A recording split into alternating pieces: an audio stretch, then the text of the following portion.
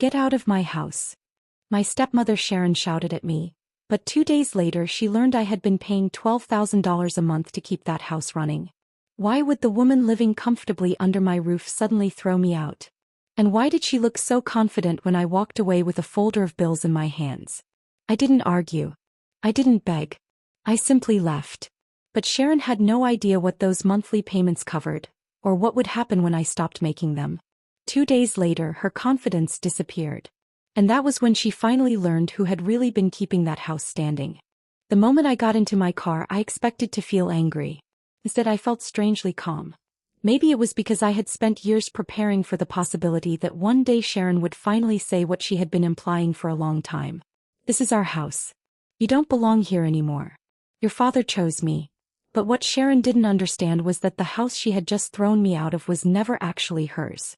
And the $12,000 I mentioned wasn't some random amount I had decided to spend on my family. It was the amount I had quietly been paying every single month to keep that house running. For almost 3 years. I didn't buy the house because I wanted to impress anyone. I bought it because my father had once told me that he wanted a peaceful place to spend the rest of his life. After my mother died, Dad changed. He stopped talking about the future. He stopped traveling.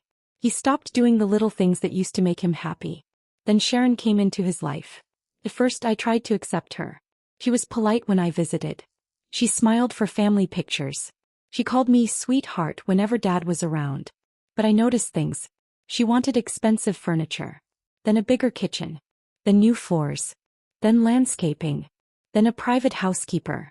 Every request somehow became my father's responsibility. And every time Dad hesitated, Sharon would look at me. Not directly. Just enough for me to understand. So I started helping. Quietly. I didn't tell Dad every time I paid something. I didn't want him feeling like his daughter was taking care of him. I simply handled the bills. The mortgage was the largest one. Then property taxes, insurance, utilities, security, maintenance, the housekeeper, even the gardener Sharon insisted on keeping. By the time everything was added together, my monthly payments averaged almost exactly $12,000. And nobody in that house knew. At least I thought nobody knew. I was wrong. Because 2 years earlier, Dad had accidentally discovered the payments. He had walked into my office while I was reviewing my accounts. "What are these?" he had asked. I remember looking up. "What?" He pointed at the screen. "The house." I closed the laptop. "Dad, don't worry about it." He frowned. "You're paying the mortgage?" "Part of it." "Kennedy." I smiled. "You wanted the house." "No," he said quietly. "I wanted you to have a life." "I do have a life. You shouldn't have to finance mine." I remember walking around my desk and hugging him. "Then don't think of it as financing your life. What should I think of it as?" I smiled. "Me keeping a promise." He didn't understand what I meant. But I did. Before Mom died, she had once told me something.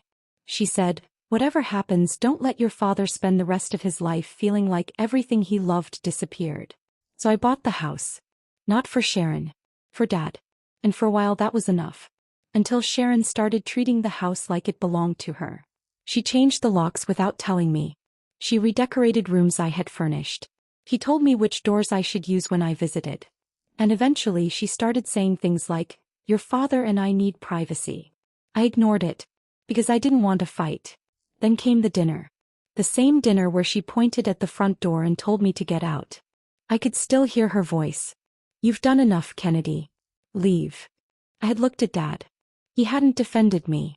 That hurt more than Sharon's words. He simply sat there staring at his plate. So I picked up my folder. The folder she had seen me carrying. She probably assumed it contained work documents. It didn't. Inside were 3 years of statements, mortgage payments, tax payments, insurance payments, utility records. Every transfer. Every receipt. Every dollar. I had brought them to dinner because I had finally decided to tell Dad the truth. I had planned to say, "Dad, I can't keep doing this." Instead, Sharon gave me the answer. She made the decision for me. So I walked out. I didn't slam the door. I didn't yell. I didn't threaten anyone. I simply got into my car and drove home. My actual home. That night, I sat at my kitchen table with the folder in front of me. For the first time, I looked at the numbers without feeling guilty. $11,842. $12,117. $12,306. $11,974. Month after month. Year after year. I opened my banking app. The automatic payments were still scheduled. Mortgage. Insurance. Utilities. Maintenance. I stared at them. Then I remembered Sharon's voice. Get out of my house. I whispered to myself, okay. And for the first time I wasn't going to argue. I opened the mortgage account. I didn't cancel the mortgage. I wasn't going to put Dad in danger. Instead, I contacted the bank and removed my personal account as the payment source. Then I called the insurance company. Then the utility company. Then the property management service. One by one I changed the arrangements. Everything was documented. Everything was legal. And everything would remain in place until Dad and Sharon could arrange payment themselves. I wasn't punishing my father. I was simply stopping myself from paying for a house where I had just been told I didn't belong. Before going to bed, I placed the folder in my desk drawer. I thought that was the end of it. It wasn't. The next morning my phone rang. It was Dad. I stared at his name for several seconds. Then I answered. Kennedy. His voice sounded different. Not angry. Confused. Yeah, Dad. Did you change something with the house account? I looked toward the folder. Yes. There was silence. Then he asked the question I had been expecting. Why? I took a breath. Because Sharon told me to get out. Dad didn't respond. I continued. So I did. His voice became quieter. Kennedy, that's not what she meant. I almost laughed. But Dad, she said it. I know. And you let her. Another silence. Then he said something that I wasn't prepared to hear. I didn't know you were paying $12,000 a month. I closed my eyes. How you do? And before he could answer, another voice came through the background. What do you mean she stopped paying? I heard it clearly. And suddenly I knew. The truth was no longer sitting quietly inside my folder. It had just walked into their house. And Sharon was about to learn exactly what the words my house had really meant. And Sharon was about to learn exactly what the words my house had really meant. I heard her voice in the background, sharp and confused. What do you mean she stopped paying? Then my father, Marcus, said something I could barely hear. I don't know. Sharon's voice rose immediately. She can't just stop. I sat silently on my couch, listening. For years, I had been the person who made sure nobody in that house had to worry about money. Now, for the first time, I was letting them worry about it themselves. Marcus came back on the phone. Kennedy, please. Whatever you're upset about, let's talk about it. I already did. You're really going to leave us without knowing what's happening? I looked at the folder on my desk. Marcus, you have a house. You have income. You have a wife. You have every opportunity to handle the expenses of your own home. He sighed. You know that's not how we've been doing things. No, I said quietly. I know exactly how we've been doing things. I paused. I've been paying for them. He didn't answer. That silence told me more than anything else could have. Then he asked, how much? I almost couldn't believe he was asking. $12,000 a month. Another silence. Every month, he finally said. Almost. For how long? 3 years. I heard him breathe out. Then very softly he said, Kennedy. I interrupted him. I didn't tell you because I didn't want you to feel ashamed. I don't. You should have never needed to. That hurt him. I knew it did. But it needed to be said. I wasn't trying to humiliate my father. I was trying to make him understand that what Sharon had called her house had been supported by his daughter for years. And then Marcus said something I hadn't expected. I thought Sharon was paying some of it. I leaned back. She wasn't. What about the mortgage? Me. Insurance. Me. Property taxes? Me. The renovations? I paused. Most of them. He didn't speak.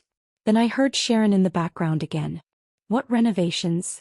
That question almost made me smile. She had apparently never bothered to ask. She simply expected things to appear. New floors. New appliances. Landscaping. Repairs. Furniture. All of it had been handled quietly. And now the silence was ending. The next morning I received my first call from the mortgage company. Not because the mortgage was overdue. It wasn't. I had made sure the transition was clean. But they needed confirmation that the new payment arrangement had been received. I gave it to them. Then I received a message from the property management company.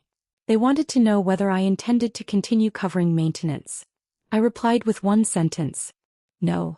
That afternoon I got a text from Sharon. You need to fix whatever you changed. I stared at the message. Not please. Not can we talk. Not even I'm sorry. Just an order. I typed back. I didn't break anything. I stopped paying for it. 3 dots appeared. Then disappeared. Then appeared again. Finally. Your father lives there. I replied. I know. That's why I gave him time to arrange everything. She answered almost immediately. This is cruel. I looked at that word for a long time. Cruel. After 3 years of quietly paying $12,000 every month. After being told to leave. After being treated like an unwanted guest in a home I had financially kept afloat. I finally understood something. People sometimes call your boundary cruel when they're used to your sacrifice. I didn't respond. That evening Marcus came to my house. Alone. He stood at my front door for several seconds before I invited him inside. He looked tired. Older somehow. Can we talk? Yes. He sat at the kitchen table. For a moment neither of us said anything. Then he looked at me. Why didn't you ever tell me? I sat across from him. Because you were happy. Was I? I didn't answer. He rubbed his hands together. Kennedy, I knew you helped. I just didn't know the extent. I didn't want you to know. Why? Because every time you thanked me I felt like I was taking something away from you. He looked confused. I explained. You spent your whole life being my father. I didn't want the day to come when you felt like I had become your parent. His eyes lowered. That was the first time I saw regret on his face. Real regret. Not anger. Not embarrassment. Regret. Then he said, I should have stopped Sharon. I looked at him. Yes. He nodded slowly. I should have. I didn't make it easier for him. Because sometimes people need to sit with the truth instead of escaping it. What happened that night? I asked. He looked away. She was angry. She told me to get out. I know. And you said nothing.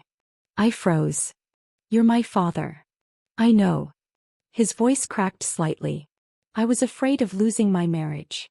That sentence stayed between us. And suddenly everything made sense. He hadn't chosen Sharon because she was right. He had chosen silence because it was easier. I nodded. I understand. He looked relieved for half a second. Then I added, but understanding doesn't mean I'm going back. His face fell. I know. We sat there quietly. Then he asked, what do I need to do? I knew what he meant. Not emotionally. Financially. I gave him a folder. Inside was a complete breakdown of the monthly expenses. Mortgage. Insurance. Property taxes. Utilities. Security. Maintenance. Everything. He flipped through the pages. His eyebrows slowly rose. This is everything? Yes. How did you afford all this? I worked.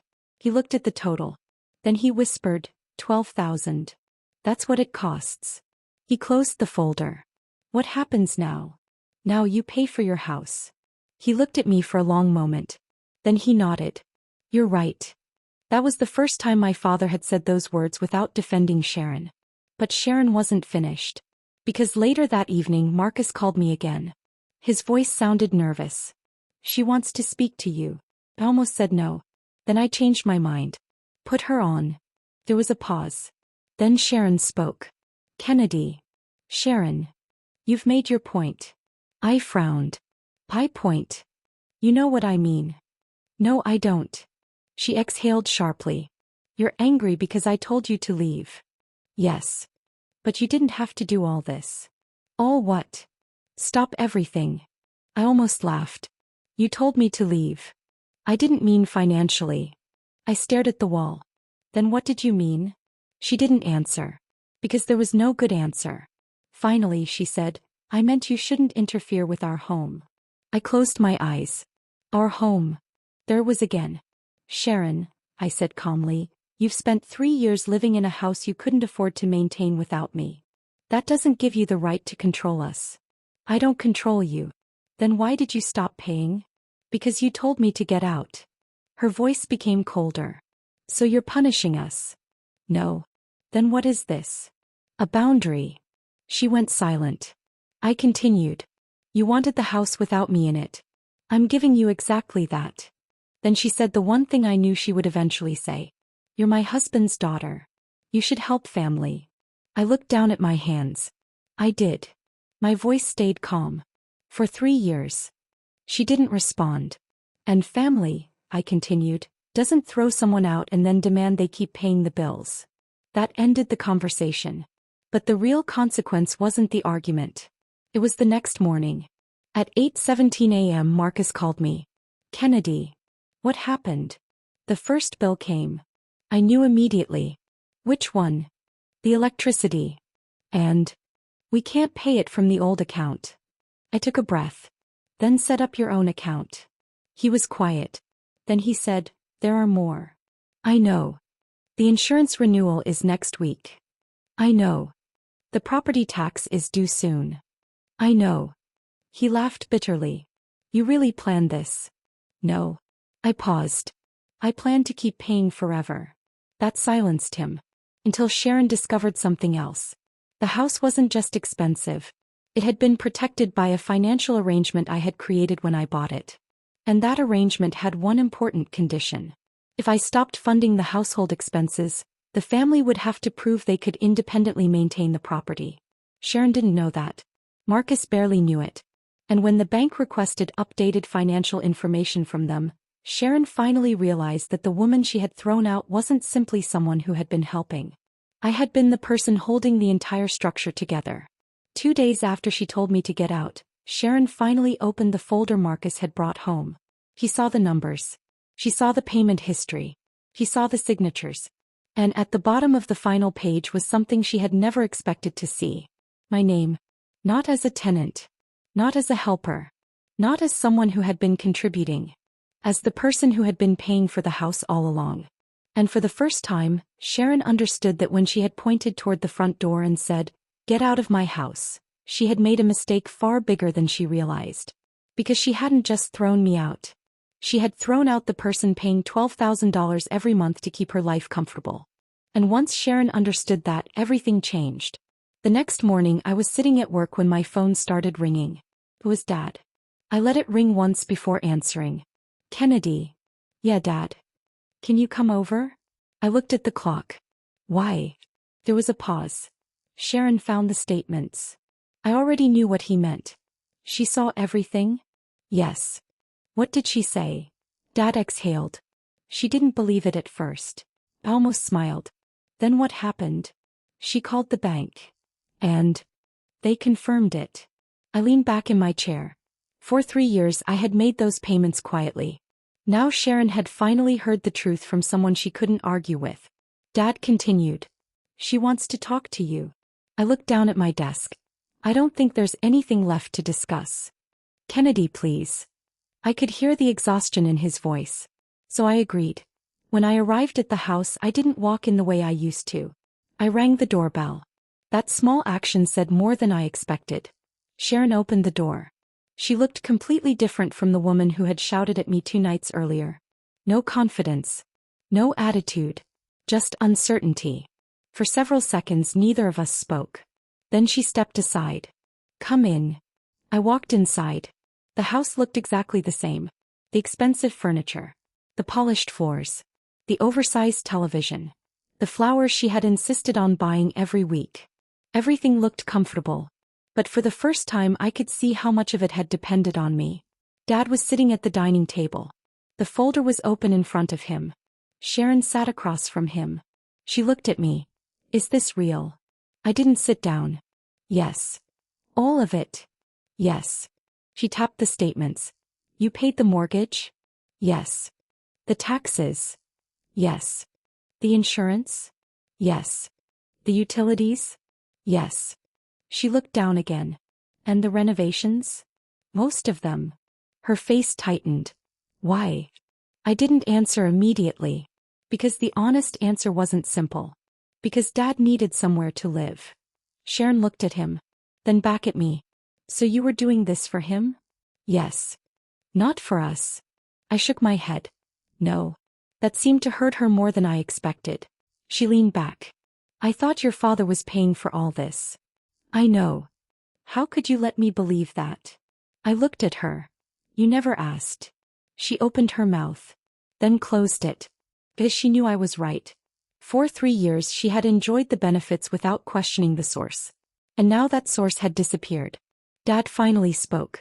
Sharon, Kennedy never did this to control us. She looked at him. I know. No, I said quietly. You didn't. She turned toward me. What do you mean? If you knew, you wouldn't have told me to leave. Her expression changed. I continued. You didn't just tell me to leave a house. You told me I wasn't welcome in a place I had spent years protecting. I was angry. I know. I didn't mean for this to happen. I looked at her. But it did. She lowered her eyes. For a moment the room was silent. Then Sharon asked something I wasn't expecting. Are you taking the house away? Dad looked at me. I took a slow breath. No. Her eyes lifted. But I'm not paying for it anymore. He swallowed. So what happens? That's up to you and Dad. She looked toward him. He didn't say anything. That was the moment I realized the real problem wasn't me anymore.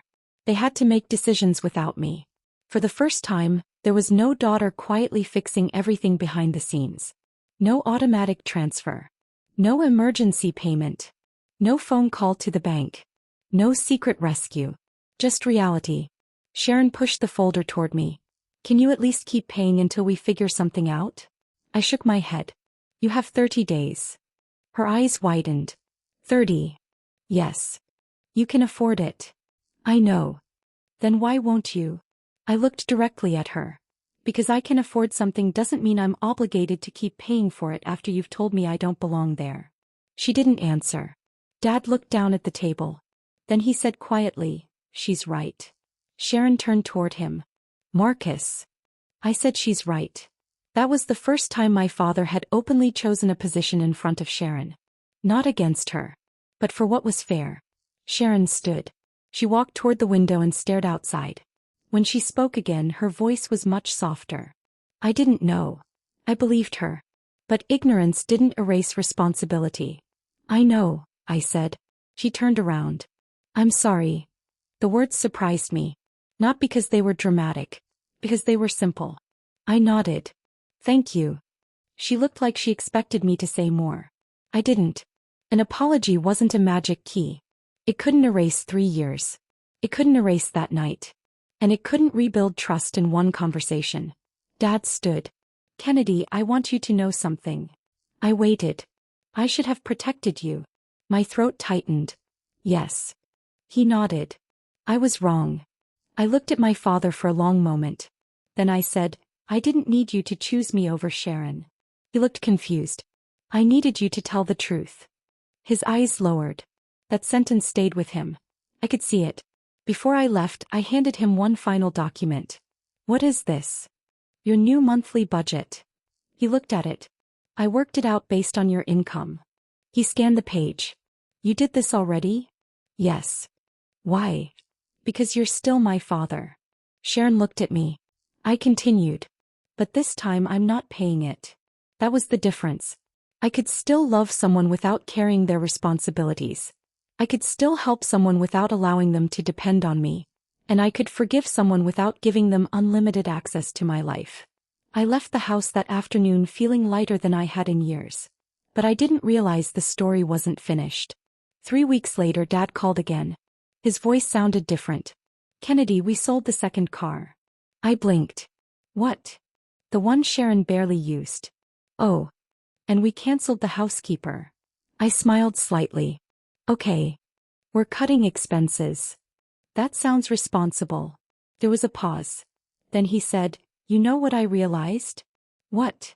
We were living like we were wealthier than we actually were. I didn't answer. He continued. You made it possible. That sentence stayed with me. Because he was right. My help had been loving. But it had also hidden reality. As long as I paid the bills, they never had to face the truth about what their lifestyle actually cost. Sometimes helping someone too much doesn't save them. Sometimes it delays the moment they learn how to stand. A month later, Dad invited me to dinner. Just him. No, Sharon.